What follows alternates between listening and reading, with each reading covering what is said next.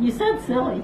Well, yeah, so I'm going to see. Well, you know what? I don't know why. It's kind of like sitting here, giving me a question mark, a blinking question mark. Give me a moment here, just to see if this actually clears up.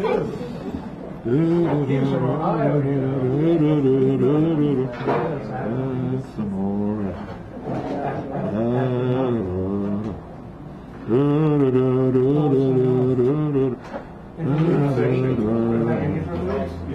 It's a minor interlude. Technical difficulty has interrupted my usual pitter-patter. A sign up on there says temporary disruption of the broadcast. Please stand by. Oh, wait a minute. We have some action here. It is now showing movement. It would only just let me know what it's doing. You know what they say. Musical interlude here. Well, you know, why don't you start, because I don't want you to delay yourself. And there we go, the dismissal. Continue.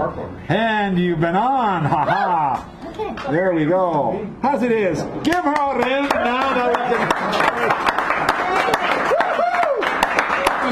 And have we got a second half for you, ladies and gentlemen? Believe me when I tell you.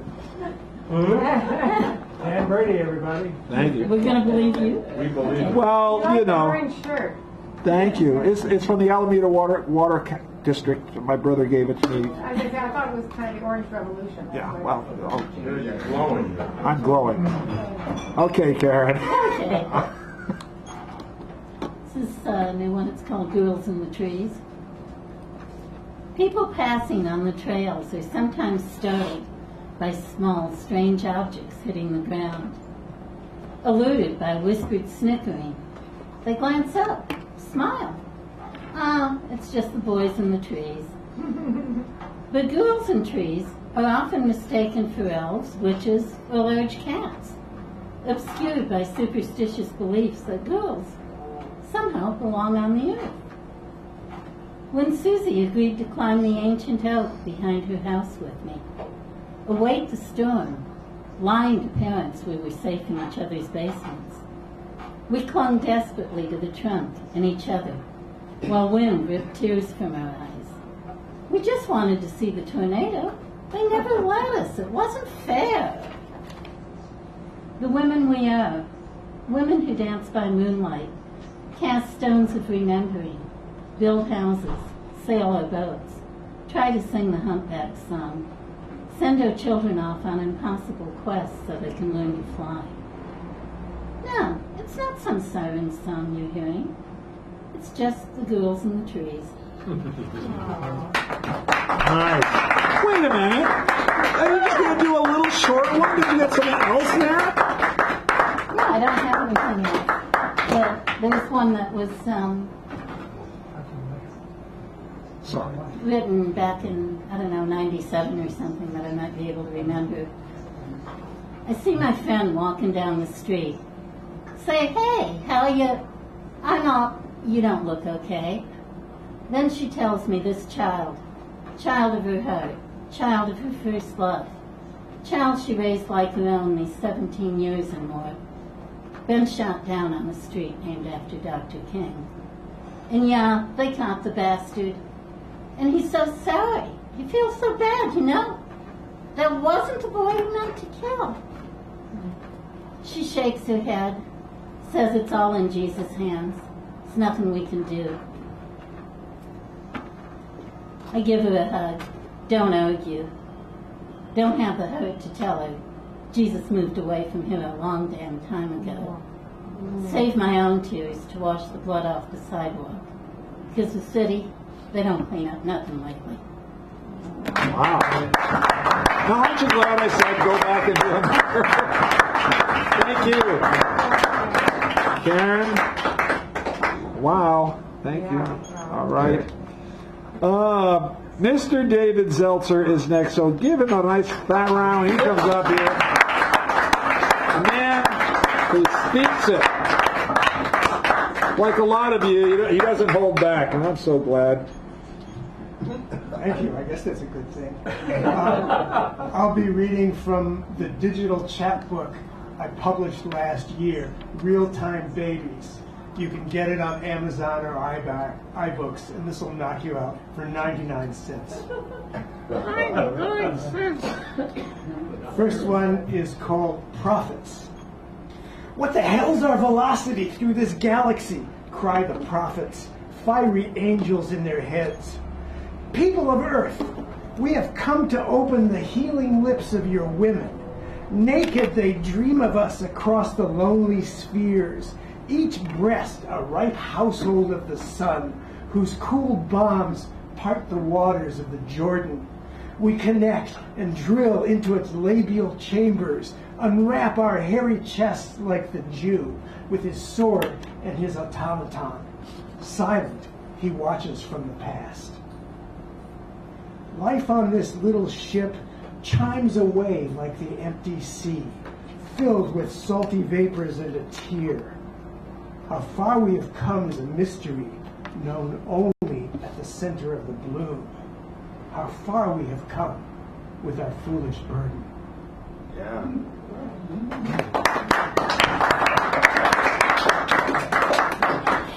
And the last one is a long one called Sonata, The Outer Planets, and it's in 2 movements. 1. Why can't I have my lovely afternoon? My home is in the snow beneath the darkening heaven, a small and fiery death, no choice. Grimly he drops his gun belt in the mound of trash and soiled organs, raped and weeping wages, delicate instruments, gravel from the deepest seabed, tiny light-sensitive worms and shark repellent, the shattered hulk of Tuesday's id when I left the apartment for a pack of cigarettes, stumbling down the cold brown stairs and out the snowy alley, wearing nothing but a pair of torn khaki pants and a grimy sweater. Maybe thinking of the grassy canyon where 2 bodies snuggle together like furry things in a burrow. Heavy footsteps shake down pebbles and a secret grain of sand. In slow motion, the molecules stir inside her. Light from the crab, the starry cloud that hasn't left us yet, passes over northern Canada, a relic of a prouder Titan. She has a tongue of stone, and still she tastes you, takes you in her darkening hand, mouths you with her sweetest whisper. She enters you, and abandons you now in the wood by the old airstrip. We remember her naked waist swelling in the light of the starry metal, in the glowing silence of the dead radio, its small rodent voice running circles in the living room. The dimming trickle of wealth and spastic pictures lingers on, lost in the ice, with a Munson and his weary dogs. We pass him without speaking. She loosens her brassiere like Lorca taking down his gun belt. So many feet below us, he crawls backward toward his mother's milk, looking for the Lord, said, painted in the stone. With teeth of the martyr, winged and drugged in his blindness, he pees on your romantic afflictions. I am the diamond bear circling the night. The horizon sweeps around me. I dangle like a spider who floats as warning in the frozen air. 2. Please give me all these afternoons lost in Takata. In one hellish dream, God calls down the word and caresses us, fondles us with his tiny energetic sobbing. In the morning, we find his body by the fireplace, a fistful of ashes in his hand. Spirit, hot and silent, drifting outward to the outer planets, come back down to us. Take us in your dragon hand. Give us the melancholy blood of the lizard. Come, give us your final kiss up there in the purple night. We are not afraid. But the point of light is black and mouths awful digits, and like a shotgun points at our chin. Oh, give us the cool television barrel quickly, before the light in our eyes sinks like a little ship. And her eyes, like whirling comets in her seeing, she breathes in the blood of the flowers who remember her lovely song and thank her with a shattering cry. We look up and see its smoky trail arc across her smile. Tracks and crossings in the deadly day, struggling for a piece of the gray-ribbed air. A sign, like a stand of poplars seen across the windy steppe after fasting. What else, we think, is this but holy? But we pass without seeing, and lay our head down now and weep. Later on, we paint fire on the cave walls, eat dust in the belly of the mother. Her vast and wingless sunset lingers over. How we love her golden hair. Thank you. David Belfer.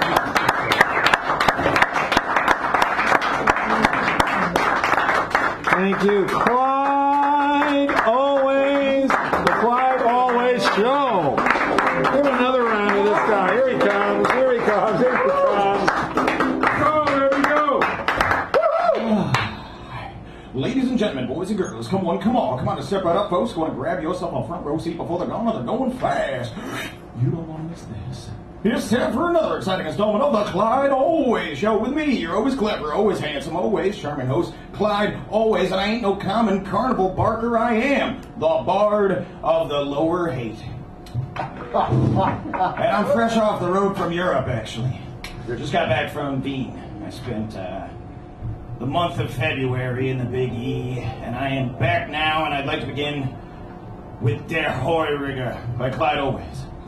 When the big city life has been causing you strife, if Vienna's been spinning you dizzy, all the good Wieners know there's a place you can go where it's never too awfully busy, so they summon the will to ascend up the hill where the happy Heuriger is waiting, just to welcome them in with a big woody grin and the Wurst and the pickles he's plating.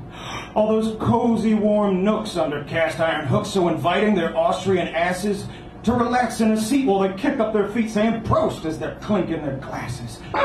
Smearing bright orange spread on the freshly baked bread, how they laugh as they're slurping and dining. Now they're humming a waltz as they're smacking on schmaltz with the hound below begging and whining. When the keg has been drained, all the coasters been stained, Auf Wiedersehen, patrons say yawning, and the only old clown who still ain't yet fell down is that shrub that they hung on the awning. Ooh, next up tonight is called, thank you, Rotterdam. Auf Wiedersehen! Auf Wiedersehen! Hast du meine Güte? Ich habe keine Hüte. Great art, what you cook. Hey, vaudeville ain't dead. Yeah. You heard it here first. All right. Zinger! Next up tonight. Oh, thank you. Rotterdam Flat View. Snowflakes hovering splendiferous. Reluctant to meet cobblestone demise. Perfect beauty achieved briefly, as always. Thank you, everybody. That's just a little microphone for you. So my good news, and I'm not trying to toot my own horn because I'm trying to be humble these days. I hope my humility is shining through. I love you all, so thanks for listening. If you're a poet and you want to get your poetry published at poetrysuperhighway.com, you can submit to them anytime at all via email, and it's super easy, and I've been doing that for just about half a year. And finally, hath I been selected for Poet of the Week. So if you go to poetrysuperhighway.com for this week, you can find my poem published. And it says it's called 3 a.m. by me. Yours truly, Clyde Always. I took some Renaissance painters out for donuts. High and 48th Avenue. Michelangelo peeled a Tangelo upside down. We all said, wow. Botticelli, bought a jelly. Asked the clerk how. Fresh, the clerk said, next to now. So Sandy sucked the good stuff out. We all, and the clerk said, wow, wow, wow. Da Vinci, flying on LSD, drank a sea of boba tea. We all, and the transvestite said, wow, wow, wow.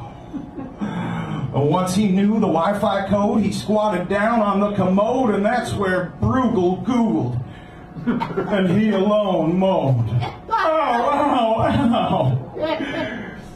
Reuben, Feeling drunk and swervy, laid the Mac on slack and curvy, munched a dozen chocolate holes, we all in some profiterole said, wow, wow, wow, and holy cow. Do I got time for a sonnet? Yeah! All right. You have a sonnet under that bonnet? Yeah, you know it. Well, get on it. Hey, Brady, everybody. This is going out to my darling girlfriend, Squeeze Viennese, Miss Marlene Liebhart. It's called Marlene's Sonnet the Fifth. Electric winter, shocking, hopeful heart. Derailing precious snuggle time so dear. Dividing, pulling cozy seats apart. On Dresden tracks fell I to devil fear. Its icy stabbing sting obscured her face. Remorselessly it sliced me like the worst. I chewed alone, succumbing to disgrace. A lovely love balloon it sought to burst. Triumphant somehow found I Siegfried's sword, reducing taunting demons down to stains. Oblivious, she asked if I was bored. When beauty caught my eye through window panes, I like a child begged her, "What are those?" And laughing, she replied, "They're mistletoes." Thanks, everybody. You've been wonderful. Woo! If you want to reach a poetry, He is the host of Cafe International Fridays. See the man.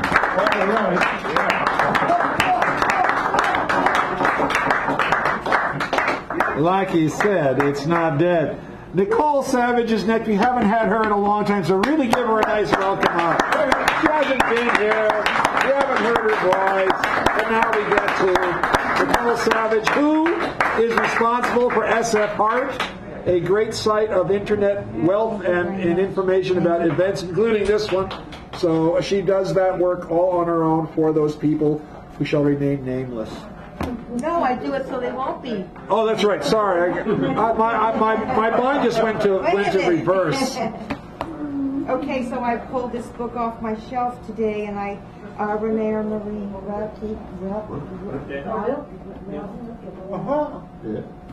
and I don't ever read it, but I just opened it up like I like to do, and I found this, and so I'm just going to read this, but it's kind of long, so I might not read it all. It was the third baseman for the old Cincinnati Red Stockings. What? Roku, yeah.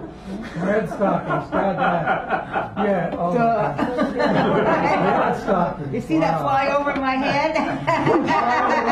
Flew right there. All right. Okay. Oh, get a little closer to the mic so they can hear, just in case. Why, when this short span of being could be spent, like the laurel, a little darker than all the evergreen, the edge of each leaf fluted with small waves like the wind's smile? Why then do we have to be human and avoiding fate, long for fate? Oh, not because happiness, that quick profit of impending loss, really exists, not out of curiosity, not just to exercise the heart, that could be in the laurel too, but because being here means so much, and because all that's here, vanishing so quickly, seems to leave us, and strangely concerns us to the first to vanish, once each, only once, and no more. Please. And us too, once, but never again, but to have been once, even if only once, to have been on earth just once, that's irrevocable. And so we keep on going and try to realize it, try to hold it in our simple hands, in our overcrowded eyes, and in our speechless heart.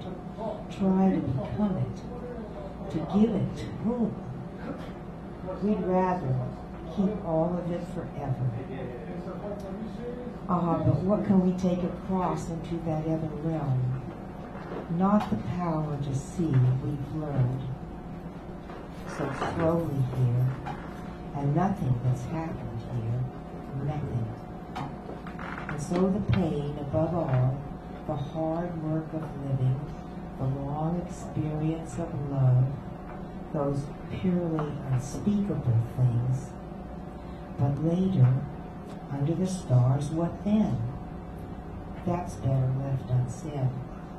For the wanderer doesn't bring a handful of that unutterable earth from the mountainside down to the valley, but only some word he earned, a pure word, the yellow and blue gentian. Maybe we're here only to say house, bridge, well, gate, jug, olive tree, window, at most pillar, tower, but to say them, remember, oh, to say them in a way that the things themselves never dreamed of existing so intensely. When this silent earth urges lovers on, isn't it her secret reason to make everything shudder with ecstasy in them? Door sill. How much it means to a pair of lovers to wear down the sill of their own door a little more. Them too, after so many, before them and before all those to come, gently. This is the time for what can be said. Here is the country. Speak and testify. The things we can live with are falling away more than ever, replaced by an act without symbol. An act under crust that will easily rip as soon as the energy inside outgrows them and seeks new limits. Our heart survives between. Hammers, just as the tongue between the teeth is still able to praise. Praise the world to the angel, not what can't be talked about. You can't impress him with your grand emotions. In the cosmos, where he so intensely feels, you're just a novice. So show him some simple thing shaped for generation after generation, until it lives in our hands and in our eyes, and it's ours. Tell him about things. He'll stand amazed, just as you did before the rope maker in Rome or the potter on the Nile. Show him how happy a thing can be, how innocent and ours.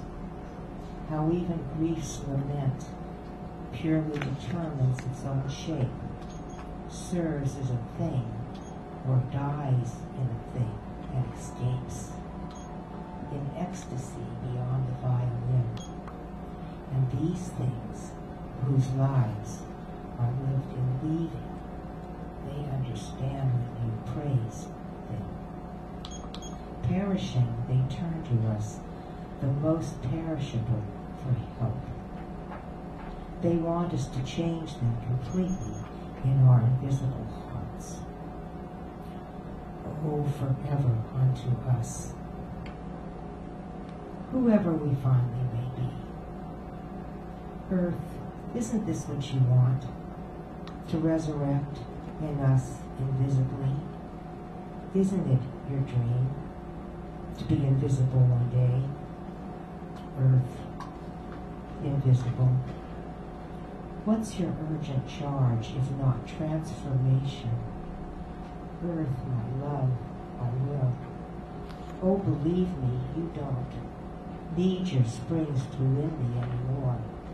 One. Oh, one's already too much for my blood. I'm silently determined to be yours from now on.